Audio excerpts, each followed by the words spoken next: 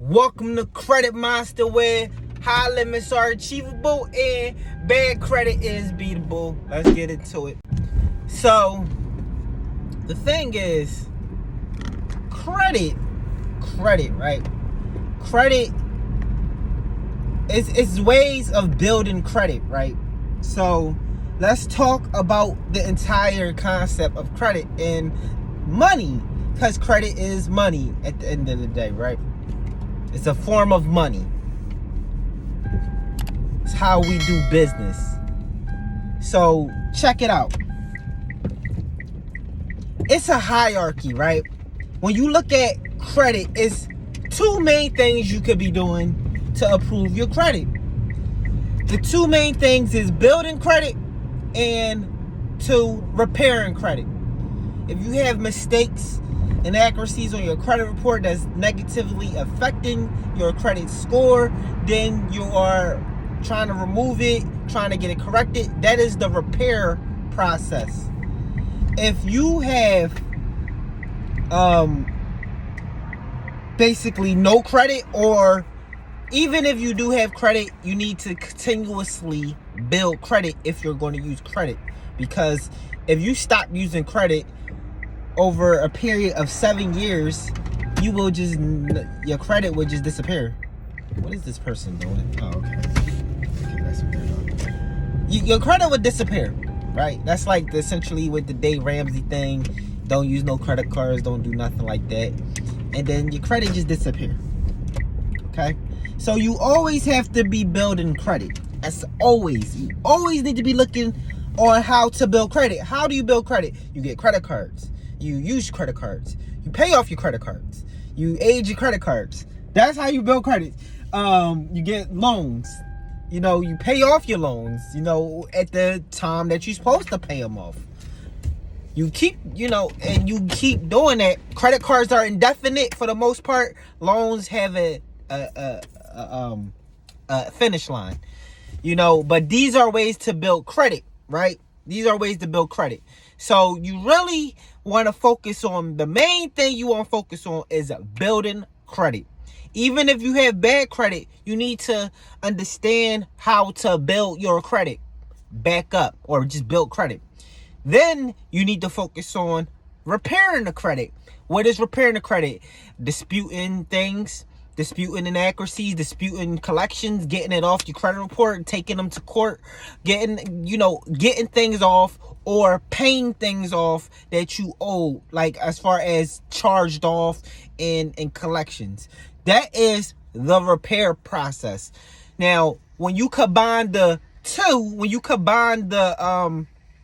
the building and you combine the repairing, then you are now going to increase your trajectory in the credit space. You're going to have a good credit score eventually. It might take 6 months. It might take a year. It might take 2 years. But if you actively build credit and actively repair credit, then you will succeed. Now, the thing is, repairing the credit, you don't have to focus too much energy on repairing the credit. If you don't know how to repair credit, I have met a lot of videos on how to do that.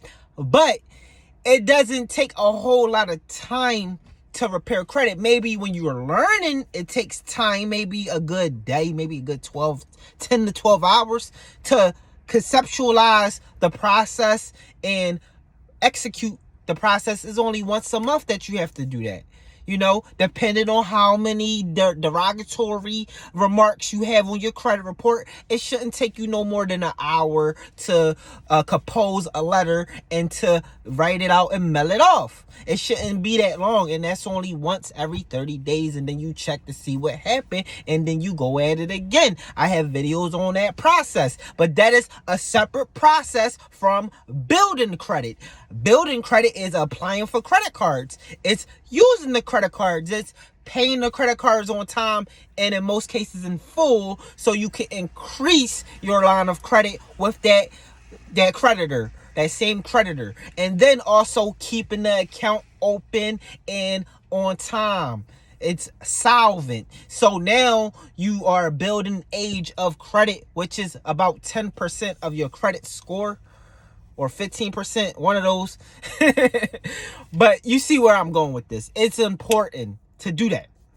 So that's the two separate things. Now, there's other things that go into this, right? You need to have money management skills. You need to have cash flow. If you have no money management skills, then you will have bad credit. Say it with me. Money management is good. Money management is a product of good credit. Or no, I'm sorry. Good credit is a product of proper money management. Okay, say that with me. Good credit is a product of proper money management. Okay, so you have to have good money management in order to maintain good credit. You can have good credit just being, on a whim, freestyling. If you like 18, 20 years old, you never had credit, you got your first 2 credit cards, you never got into a bad situation where, you lose your job, or, you don't have no income or anything, like you good, like you've been paying these credit cards off on time, you've been on top of it for like a good 6 months to a year, you have a 720, 740 credit score. That's awesome. But in order to maintain that credit score, because it's not sustainable if you spend all your income on BS and never save a dollar, and then something happen. Maybe you gotta move out your house, maybe your car break down and you got a large expense and you gotta use your credit cards, or maybe you maxed out your credit cards and you just don't have the money for it. Then you're not going to make those payments no more, and your credit score is going to go down tremendously. So proper money management is what protects you so you can sustain good credit. So that should be the foundation before you even really think about having a good credit score. Honestly, it's good money management. Because without good money management, that's on my face. Without good money management, you will eventually have bad credit. And then cash flow. Cash flow is important. Make sure you have an income. Make sure you have an income. That's self-explanatory, right? You can't have any money management if you have no money to manage. So those are the things you really need to be thinking about. If you have a job, then you have cash flow. Then you need to be thinking about, what is your money management plan? Do a budget. Now you know exactly what your bills are and how much your expenses are. So you know exactly how much money you have left over, or how much money you in the negative. So you know how much money you need to make extra, which most people are like living above their means. But if you're living at your means or below your means, then you have money to put in your pocket. Now you know how much money you have to save, that you have available to save or to spend on whatever you want. And at that point of time, then you could think about fixing your credit. Like, did you have collections that you need to pay off?